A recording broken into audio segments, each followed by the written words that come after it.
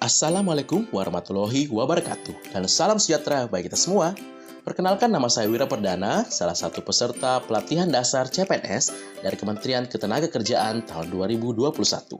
Saya dari Angkatan 61 Kelompok 2. Pada saat ini saya akan memaparkan hasil learning jurnal saya yang merupakan hasil sintesa dari materi agenda ketiga dengan topik Manajemen ASN dan Whole of Government yang diberikan oleh Bapak Dr. Anus Bagus Marianto, MA.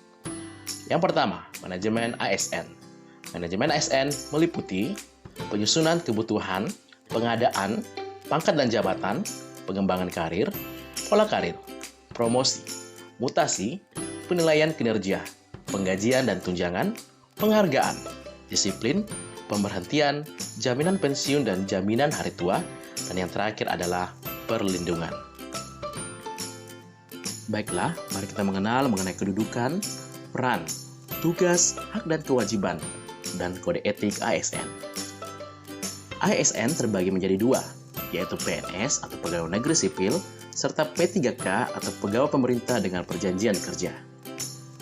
Kedudukan ASN sebagai unsur aparatur negara yang menjalankan kebijakan yang ditetapkan oleh pimpinan instansi pemerintah, serta harus bebas dari pengaruh dan intervensi semua golongan dan partai politik.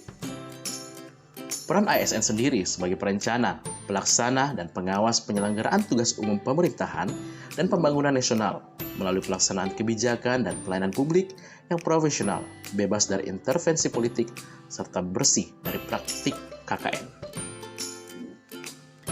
Tugas ASN terbagi menjadi tiga, yaitu pelaksana kebijakan publik, pelayan publik, serta perekat dan pemersatu bangsa. Kemudian berbicara mengenai hak ASN, terjadi perbedaan di antara status PNS dan P3K. Hak PNS diantaranya mendapatkan gaji, tunjangan dan fasilitas, cuti, jaminan pensiun dan hari tua, perlindungan, dan pengembangan kompetensi. Sedangkan pada P3K memiliki hak yang sama dengan PNS, hanya tidak mendapatkan jaminan pensiun dan hari tua.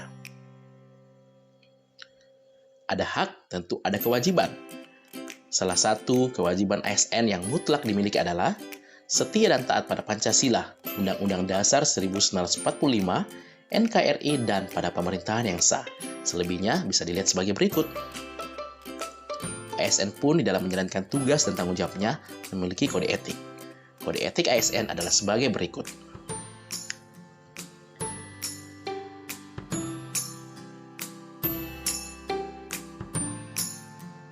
Di dalam pengelolaan manajemen ASN, terdapat sebuah sistem yang disebut dengan sistem merit, yang merupakan kebijakan ASN yang didasarkan pada kualifikasi, kompetensi, dan kinerja secara adil dan wajar tanpa membedakan latar belakangnya. Sistem merit memiliki prinsip. Yang pertama, keadilan dan kewajaran. Kedua, objektif. Ketiga, berbasis kinerja. Pelaksanaan sistem merit dapat diterapkan di beberapa pengelolaan ASN, diantaranya penyusunan dan penetapan kebutuhan, penilaian kinerja, serta pengembangan kompetensi, promosi, mutasi, serta penghargaan. Di dalam manajemen ASN, sistem merit memiliki manfaat yang pertama bagi organisasi, yaitu mendukung keberadaan prinsip akuntabilitas yang saat ini menjadi tuntutan di dalam sektor publik. Yang kedua, bagi ASN sendiri adalah menjamin keadilan dan juga menyediakan ruang keterbukaan dalam perjalanan karir seorang pegawai. Baiklah, saat ini kita akan masuk di materi berikutnya, yaitu berbicara mengenai Whole of Government atau WOG. Apa yang dimaksud dengan WOG? WOG adalah sebuah pendekatan penyelenggaraan pemerintahan yang menyatukan upaya-upaya kolaboratif pemerintahan dari keseluruhan sektor dalam ruang lingkup koordinasi untuk mencapai tujuan bersama yang lebih luas di dalam beberapa bidang, yaitu dalam pembangunan kebijakan, manajemen program, dan pelayanan publik.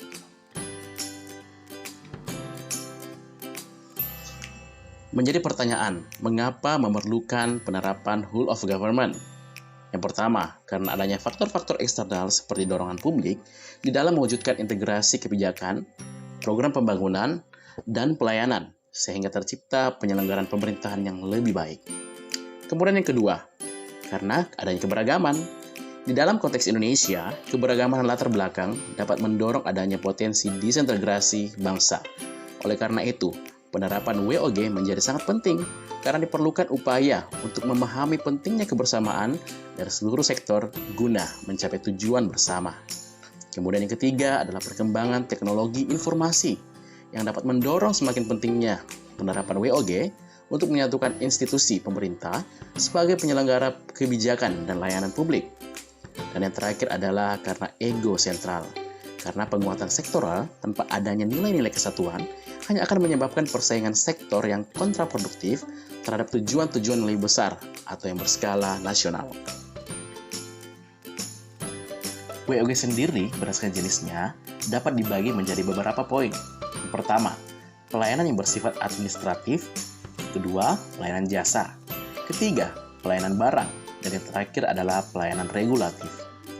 WOG memiliki manfaat, yaitu untuk meningkatkan atau membangun efisiensi, sharing informasi, lingkungan kerja, daya saing, akuntabilitas, serta koherensi kebijakan. Demikianlah pemaparan dari hasil learning journal saya yang ada di agenda ketiga mengenai materi manajemen ASN dan Rule of Government. Sekian dan terima kasih. Sampai jumpa.